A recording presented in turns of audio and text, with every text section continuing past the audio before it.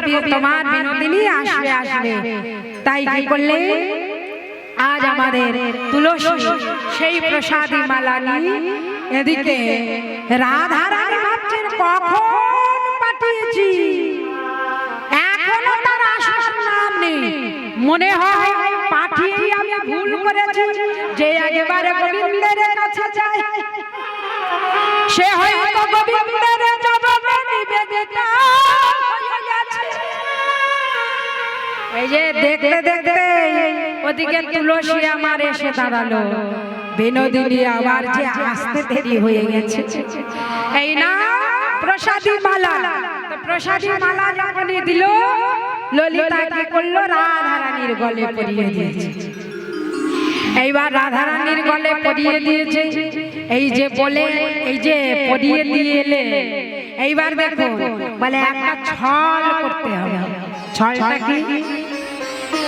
ছল করে গোবিন্দ ভজ হয়ে যেতে হবে। আগো মাইরা ছল করে আমরা অনেক কিছু কাজ করি, বাবা করি না? ছলনা করে অনেক কিছু করে ফেলি, কিন্তু ছলনা করে যদি একেবারে গোবিন্দ দর্শনে যেতে পারি, বাবা ছলনা করে গোবিন্দ দর্শনে গেলে পাপ হবে কি? বাবা ছলনা করে গোবিন্দ দর্শনে গেলে পাপ হবে না, হতেই পারে না। কারণ ছলনা করে অন্য কিছু করলে সেটা পাপ হবে, কিন্তু ছলনা করে যদি আমি গোবিন্দ দর্শনে যাই এটা কিন্তু পাপ হতেই পারে না। তাই ছলনা করতে হবে। আরে আমরা তো জানি তুই আলা ভোলা গোয়াল, তুই আবার কি ছলনা করবি? ললিতা বিশাখা বলছে, আরে আমরা তো জানি আলা ভোলা গোয়ালিনি, তোর সাত চড়ে মুখে রানী, তুই কি কথা বলবি? বলে আমি বলবো বটে, আমি বলবো, তোরা একটু আমাকে একটু সুযোগ দিবি, আগে তোরা তো শুনবি আমি কি বলবো। বলে তুই আবার কি ছলনা করতে পারিস বল দেখি, সারাদিন তোকে এত জ্বালায় তবুও তুই মুখ বুঝে সহ্য করিস, আবার তুই কি ছলনা করবি গোবিন্দ দর্শনের লাগি? বলে ছলনা তো করবো বটে।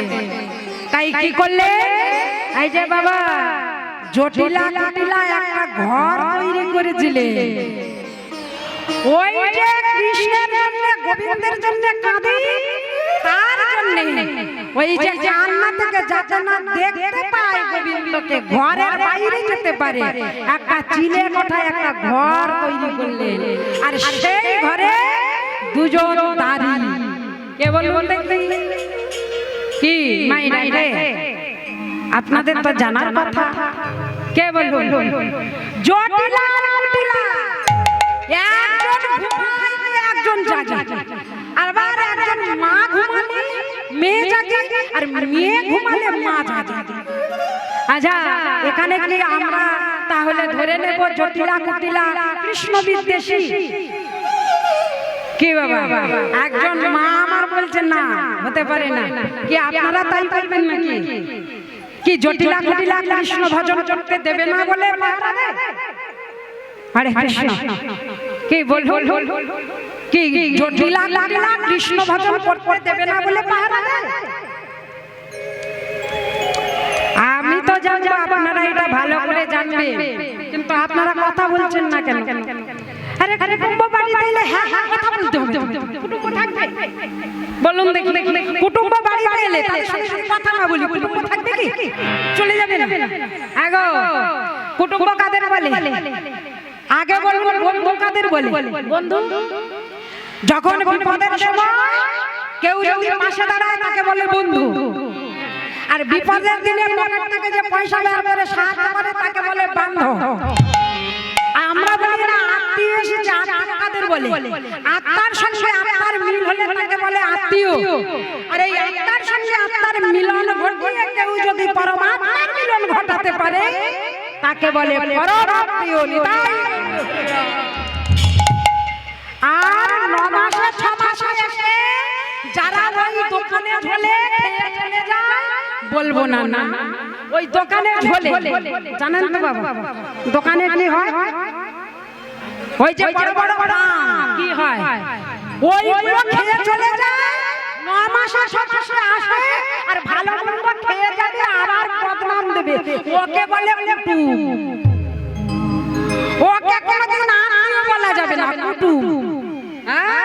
ওই যেগুলো দোকানে ঘুরবে আসবে আর আমাদের আমরা মানে এই ঘরের গিন্নিরা একটা বড় লিস্ট ধরিয়ে দেবে।